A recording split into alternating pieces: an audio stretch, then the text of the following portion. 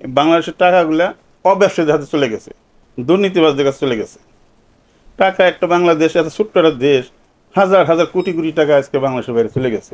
আমার নাম ফারুক হোসেন, আমার প্রতিষ্ঠানটা মেসার্স লাকি এন্টারপ্রাইজ,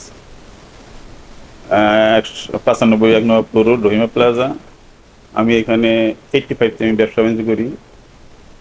আমার ব্যবসার বয়স প্রায় 30-36 বছর বয়স। এখানে দীর্ঘদিনই আমি জিয়া রহমান আমলের ব্যবসাও করছি, এরশাদের সময়ের ব্যবসাও করছি, আবার খালেদা জিয়ার সময় ব্যবসা করছি, আবার এই স্বৈরাচার সরকার শেখ হাসিনার সময় ব্যবসা করছি। কিন্তু ব্যবসায় আমরা এখন হতাশ। ট্যাক্স ব্যাট দিয়ে গভর্নমেন্ট নিতে জানে, কিন্তু ব্যবসায়ীদের কিছু দিতে জানে না। জুলুম যাকে বলে আর কি। আমার খুব কঠিন অবস্থা আমাদের ব্যবসায়ীরা আছে। আমার মনে হয় আপনি নবপুরে যদি ধরনের ইন্টারভিউ নিতে যান, প্রশ্ন করতে যান, আমার মনে হয় যে 100-র মধ্যে 95 জনই বলে যে আমরা খুব সমস্যায় আছি।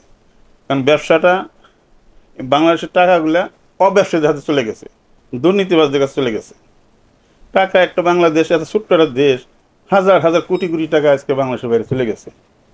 চলে কীভাবে দেশটা?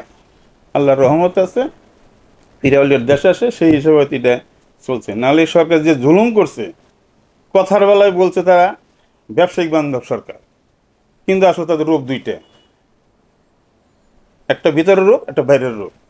কথা বলছে যা, কাজ করে তার বিপরীত। আমরা ব্যবসায়িকভাবে খুব শান্তিতে নেই, সুখে নেই, খুব কষ্টে আছি।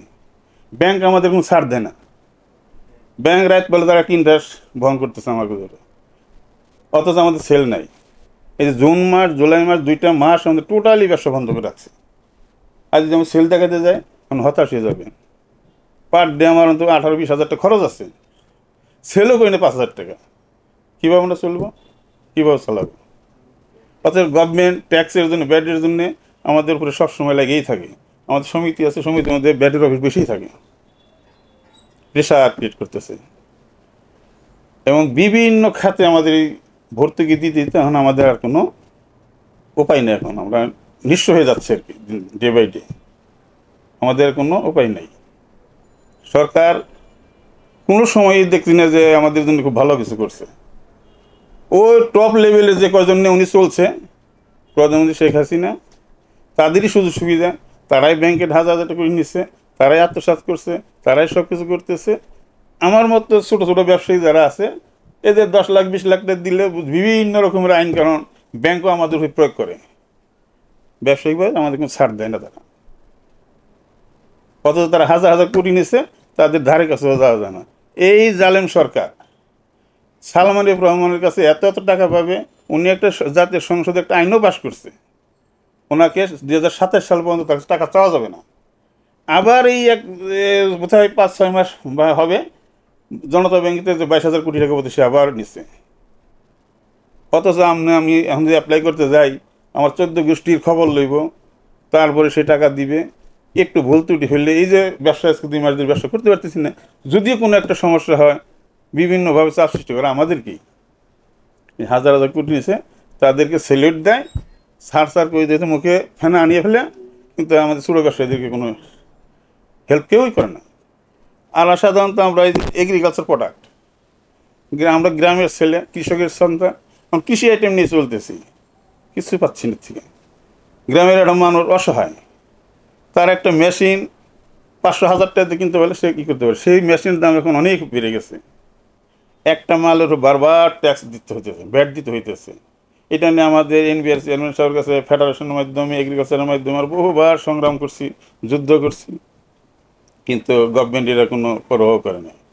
একটা প্রোডাক্ট আমরা চিটাং পোর্টের থেকে ব্যাট দিয়ে আসছি, এখন এনে আমরা রিটেল সেল করব, পাইকারি সেল করব, আমরা করব, কিন্তু সেক্ষেত্রে আবার এখানে আমার ব্যাট দিতে হবে।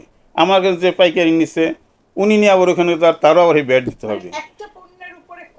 কয়েকবার ব্যাট হচ্ছে, তো একটা ভোক্তা যে কৃষক, সে তো জুলুমে পেরে গেল।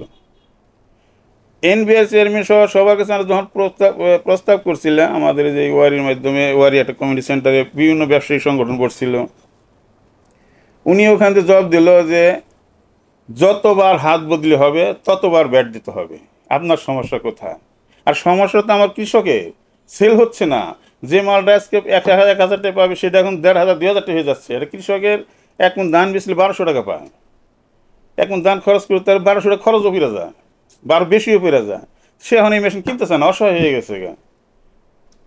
তো সমস্যা আমাদের হচ্ছে আচ্ছা আমাদের ব্যাংক গোডাউনে মাল পড়ে থাকে, গোডাউন বার ফাওয়া দিতে হচ্ছে, ব্যাংক ইন্টারেস্ট বাড়তেছে, সেল কমে গেছে। আচ্ছা ফারুক ভাই, যেহেতু সমসাময়িক অনেক সমস্যা যেটা আপনারা এই ব্যবসায়িক সেক্টরে করেছেন, যেটা তুলে ধরলেন, জি যেহেতু সরকারের পতন হয়েছে, জি নতুন একটি অন্তর্বর্তীকালীন সরকার হচ্ছে, আগামীতে হয়তো আবারও নির্বাচন হবে। জি তো কি মনে করছেন যে সার্বিক বিষয় নিয়ে এখন যে ক্রান্তিকাল দেশে, যে সংকটের সময়, এই সংকটের সময় কি ব্যবসায়িক সেক্টর কোনোভাবে উন্নত হওয়ার আশা দেখছেন? আশা করি বলতে একটা ভালো একটা রেজাল্ট আসবে, অবশ্যই আসবে। এনে ডক্টর ইউনূস, সে সারা বিশ্বের সাথে একটা সম্পর্ক তার আছে, হয়তোবা তাকে যখন সবাই মিলে তার একটা অবস্থান নিয়ে নিছে, এবং দেশের জন্য হয়তো সে নতুন কিছু করতেও পারে। আর যে সরকারি এখন আসুক, বিগত সরকারের চেয়েতে এটা ভালো করার জন্য জানে প্রাণ তারা খাটবে। এখন আমাদের দেশে যারা ভোক্তা আছে তারা আমাদের কাছে ব্যবসা করে যাবে, সহজভাবে নিতে পারবে এবং কোনো রকম সমস্যা হবে না। আর আমি এটাও বলবো, তত্ত্বাবধায়ক যে সরকারটা আসতেছে তারা হয়তো বা একটু ভালো করবে, তাদেরকে আমরা আশাবাদী যে তারা যেন ভালো কিছু করে, এবং নির্বাচনের পর যে সরকারটা আসবে সেও যেন বিগত সরকারের কাহিনী তো দেখছেই, যাতে জনগণ যেন তারা ওইভাবে লাঞ্ছিত না হয়, সেদিকে তারা সতর্ক থাকে এবং ভালোভাবে যেন তার দেশটা পরিচালনা করে। জনগণের প্রতি যেন 18 কোটি মানুষের প্রতি যেন তাদের দৃষ্টিটা থাকে ভালো আর কি। মানুষকে যেন কোনো সময় ব্যবসায়ীদের জুলুম করা, যেমন শিক্ষা দেশের মেরুদণ্ড, ব্যবসায়িক দেশের মেরুদণ্ড, সেই ব্যবসায়ীদেরকে যদি ধ্বংস করে দেয় তাহলে দেশ সেখানে হবে না। এই গভর্নমেন্ট যে যখন বাজেটটা করে ব্যবসায়ীদের টাকা দিতে করে, সেই ব্যবসা যদি ঠিক না থাকে বাজেটটা আসবে কোথার থেকে? কাজে ব্যবসায়ীদেরকে যদি ভালো কিছু করতে পারে, হেল্প করতে পারে, তাদের প্রতি সুদৃষ্টি রাখো, ব্যবসা ঠিক তো দেশ ঠিক। মানে যে সরকারই আসুক ব্যবসায়িক বান্ধব সরকার যেন, ব্যবসায়িক বান্ধব সরকার যেন হয় আর কি।